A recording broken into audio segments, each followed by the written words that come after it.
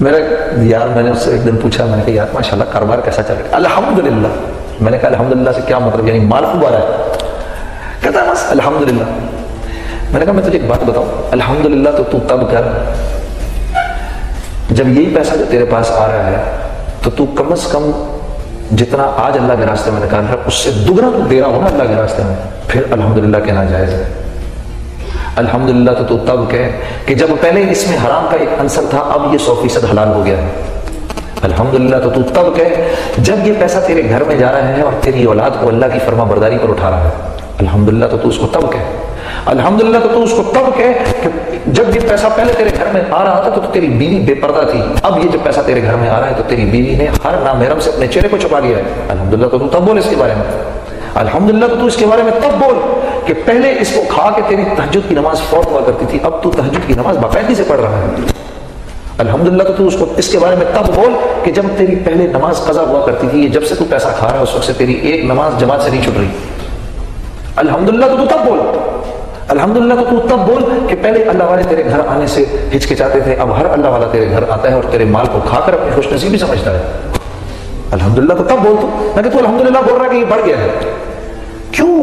کیونکہ اس پر اعتماد ہے مجھے، اس مال پر۔ یہ سوچ رکھنے والا، غلط یقین رکھنے والا مسلمان ہے میرے عزیزوں، یہ سوچ رکھنے والا، غلط یقین رکھنے والا مسلمان ہے جس سے آج پورا معاشرہ بھرا ہوا ہے، جس سے آج پورا معاشرہ بھرا ہوا ہے۔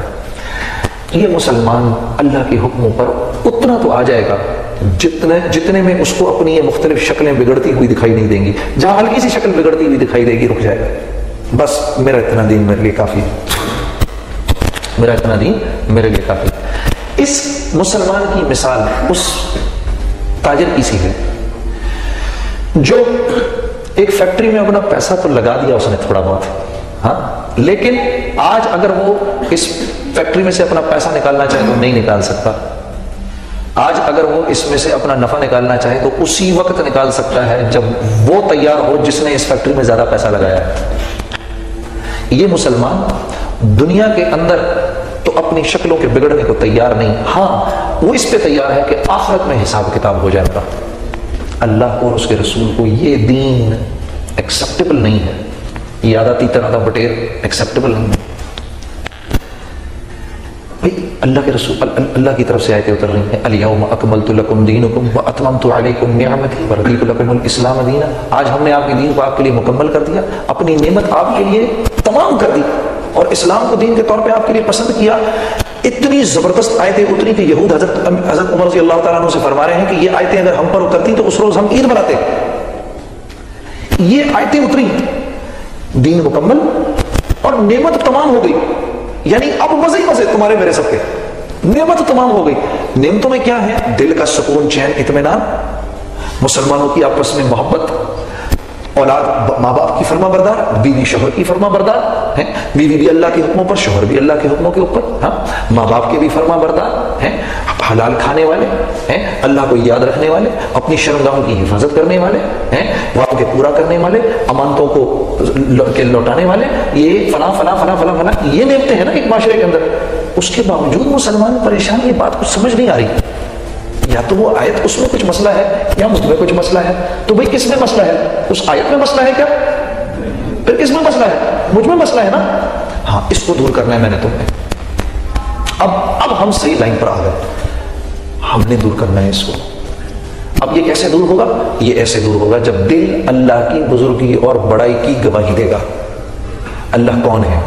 سبح للہ ما فی السماوات والارض، دنیا اور آسمان کی ایک ایک چیز جس کی تعریف بیان کر رہی ہے وہ اللہ ہے۔ اللہ خود کہہ رہے ہیں میں وہ ہوں، کائنات کی ہر چیز میری تعریف بیان کر رہی ہے۔ یسبح للہ ما فی السماوات وما فی الارض الملک القدوس العزیز الحکیم، میں وہ اللہ ہوں، اللہ جل شانہ فرما رہے ہیں جو ایسی تعریف کا لائق ہے، جو کہ ملک ہے، بادشاہ ہے، وہ سارے بادشاہوں کا بادشاہ ہے۔ اے میرے نبی آپ فرما دیجیے، قل اللہم مالک الملک تؤتی الملک من تشاء وتنزع الملک ممن تشاء وتعز من تشاء وتذل من تشاء بیدک الخیر۔ تولج اللیل فی النہار وتولج النہار فی اللیل وتخرج الحی من المیت وتخرج المیت من الحی وترزق من تشاء بغیر حساب. انہیں بتائیں آپ میں وہ بادشاہ ہوں جو جس کو چاہے بادشاہت دے، جس سے چاہے بادشاہت لے لے. میں وہ بادشاہ نہیں ہوں کہ جس کے درباری اور جس کے نیچے رعایا جو ہے وہ اس کا کہنا نہ مانے تو بیچارے کا تختہ ہی الٹ جائے. یہاں پر یہاں کے بادشاہ کو تو ہمارا کہنا مانا بند کر دے، اس کا تختہ الٹ جائے. اور اللہ کیسا بادشاہ ہے؟ اللہ کیسا بادشاہ ہے؟ میں جس کو چاہے بادشاہت دوں، جس سے چاہے بادشاہت لے لوں. عزت کے سارے خزانے میرے پاس، جس کو ذلیل کرنا چاہوں عزت کے نقشوں میں بھی ذلیل کر کے دکھا دوں. فرعون کو عزت کے نقشوں میں ذلیل کیا، قارون کو عزت کے نقشوں میں ذلیل کیا، زمین میں دھسا دیا. حامان کو عزت کے نقشوں میں ذلیل کیا. ہاں یہ تو سب نقشے ہیں، ہے تو سب کچھ اللہ کے ہاتھ میں. میں وہ بادشاہ ہوں، میں وہ بادشاہ ہوں جو دن کو رات میں بدل دے، رات کو دن میں بدل دے. میں وہ بادشاہ ہوں جو مردے سے زندہ کو زندہ پیدا کروں اور زندے سے مردہ کو پیدا کروں.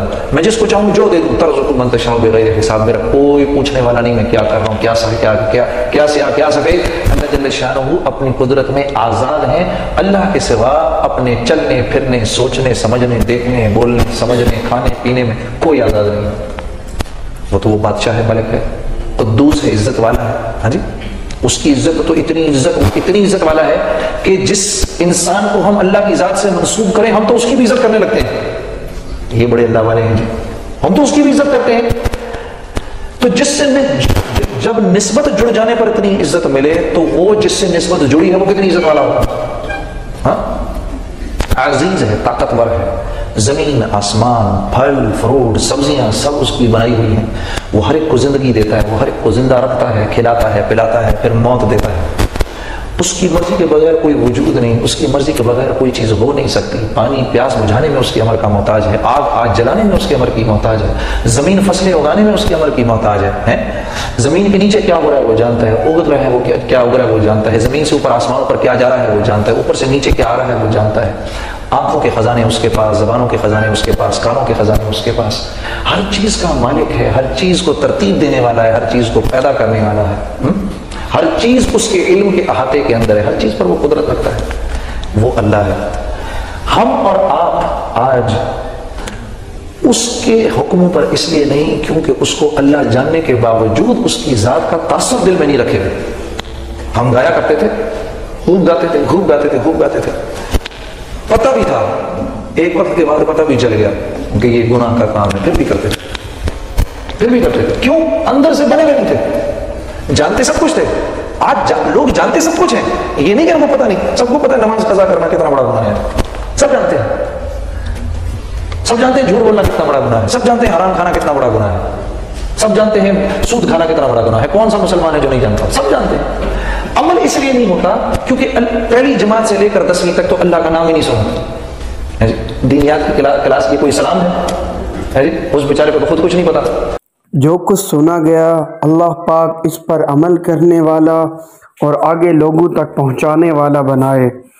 مزید اصلاحی بیانات کے لیے ہمارا یوٹیوب چینل بیوٹیفل بیان JJ کو سبسکرائب کریں اور ویڈیو کو لائک کریں. جزاک اللہ خیر.